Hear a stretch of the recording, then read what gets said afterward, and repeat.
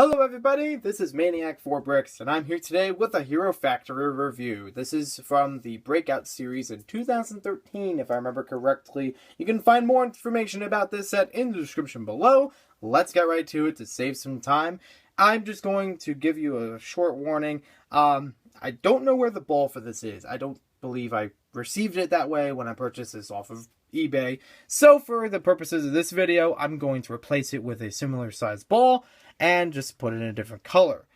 It's actually supposed to be a reddish color, kind of like the figure Furno, the same red color for him, not the darker red. So let's get right into the review. This is a pretty interesting character, one of the villains that escapes in Breakout, and it doesn't really have a leg per se. It's more of just like a giant mosquito, which is great because I'm thinking about all those bug bites I've been getting all summer. So this is a very kind of scary creature, I gotta say, because it has all these sharp edges, very armored body in the middle, this big stinger which you can move in a bunch of directions actually. Except for off of it, you can move it all the way down to here and kind of hide out, and then you can have it big out here to sting from any direction. And you also have these wings, which actually have quite a bit of possibility to them.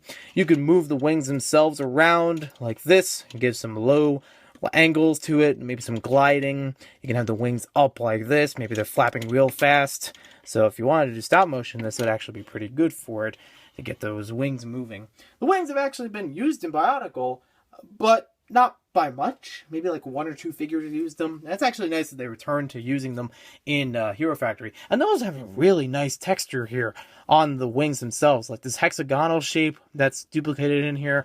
And if you just feel it, just a different texture than your normal flexible plastic. It's actually pretty interesting.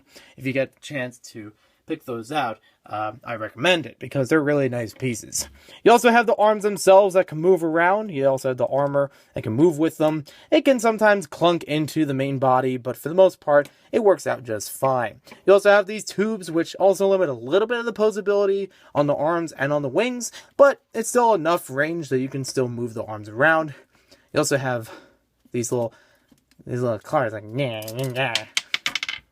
Alright, we'll work on that in just a little bit. You can also move the head, a little bit of articulation on there, move it up and down, and it is the same head that's used with one of the larger figures, Black Phantom. And I think that's the only other figure that uses that same head, at least in this set. And you also have a few points on there. If you wanted to customize the figure, you can actually use these points on the sides to, add other stuff. The main play feature of this is, as you can see, that large kind of needle nose that it has in the center. And again, going with the mosquito-like motif, you can press on this and shoot at a ball.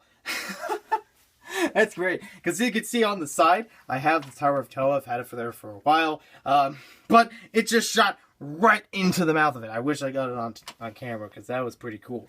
Anyways, it's a pretty interesting figure. It makes a, pretty dangerous foe just by the look of it. It is a lot more bulky in the front and just kind of weans off towards the back.